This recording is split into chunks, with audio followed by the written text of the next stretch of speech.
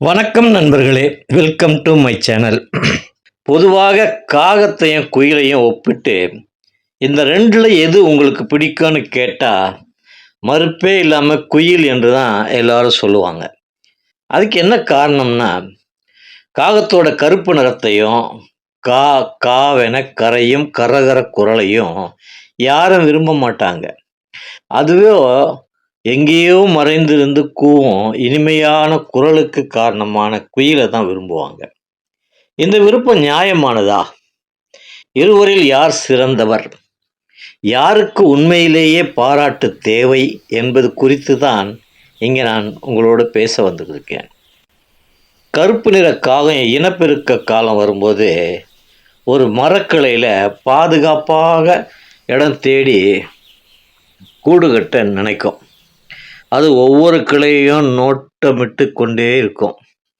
அதுக்கான இடம் கிடைச்ச உடனே கீழே கிடக்கிற சுள்ளிங்க, குச்சிங்க, சில நேரம் கம்பிங்க கொண்டு வந்து அது தேர்வு செய்த இடத்துக்கு கொண்டு வந்து கூடு கட்ட தொடங்கும். கட்டின உடனே தனது ரெக்கைகளை விரித்து ஒவ்வொரு பக்கமாக அமர்ந்து அமர்ந்து பார்க்கும். ஏன்னா அது கூடு கட்டி தான் அதில் முட்டை இடுறதுக்கு அது வசதியாக அமைஞ்ச பிறகு முட்டை போடும். அது முட்டை இட்டதும் அது குஞ்சு பொரிக்கிற வரைக்கும் அது மேலே அமர்ந்து அதை மூடிக்கொண்டு இருக்கும். குஞ்சுகள் வெளிப்பட்டதும் மிக கவனமாக இருக்கும். அந்த மரத்தின் பக்கம் யாரையும் நெருங்க விடாது. நெருங்கினால் பறந்து வந்து நம் தலையில் அலகால் கொத்தும். குஞ்சுகளுக்கு ரெக்கைகள் முளைக்கும் வரை எப்படியாவது எங்கிருந்தாவது உணவை தேடி கண்டுபிடிச்சு கொண்டு வந்து அந்த குஞ்சுகளுக்கு உணவை ஊட்டும். குஞ்சுகள் அம்மாவை பார்த்ததை கீச் கீச் கீச்சுன்னு கத்தும்.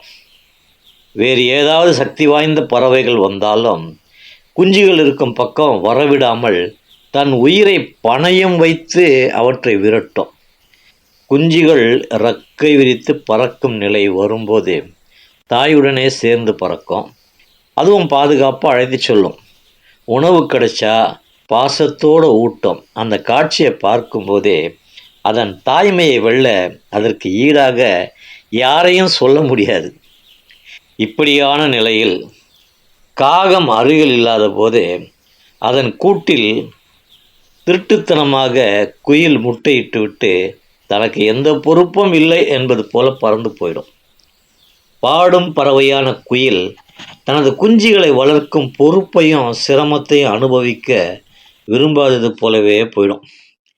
தான் இட்ட முட்டைகளோடு இருக்கும் குயிலின் முட்டையை அடையாளம் தெரியாத நிலையில் சேர்த்து காகம் அடை காக்கும்.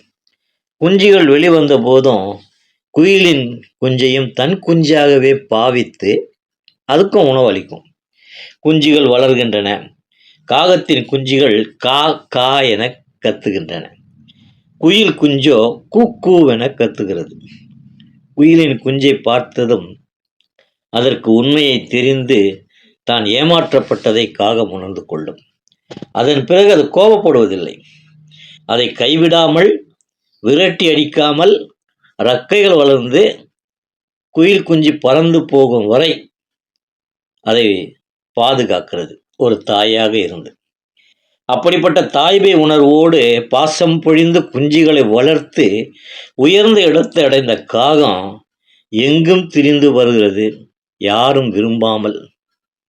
அதே நேரம் தன் சொந்த குழந்தையை கூட பாதுகாத்து வளர்க்க விரும்பாத குயில் தான் செய்த துரோகத்திற்காக கிளைகளுக்கு இடையில் ஒளிந்து கொண்டு வெட்கத்தால் பாடுகிறதோ என்னவோ. காகத்தையும் குயிலையும் பேதம் பார்க்கும் வகையில் தான் நாம் மனிதர்களையும் பிரித்து பார்க்கிறோம் என்பதை இங்கே நான் சொல்லியாக வேண்டும். இனிமையான குரல் பெரிதா அல்லது போராட்டம், அன்பு மற்றும் தியாகத்தின் தாய்மை பெரியதா? இந்த பதிவை கண்ட பிறகு ஒருவேளை அடுத்த முறை நீங்கள் குயிலின் கூக்கு பாடலை கேட்கும்போது அந்த தாய் காகத்தையும் அதன் தியாகத்தையும் கொஞ்சம் நினைவில் கொள்ளுங்கள். காகையின் தாய்மைக்கு ஒரு லைக் கொடுங்க. உங்கள் கருத்துக்களை கமெண்டில் சொல்லுங்கள். மறக்காமல் சப்ஸ்கிரைப் பண்ணுங்கள். மீண்டும் இன்னொரு பதிவுடன் உங்களை சந்திக்கிறேன். இப்போ சொல்லுங்கள், காகம் குயில் யார் சிறந்தவர்கள்? நன்றி, வணக்கம்.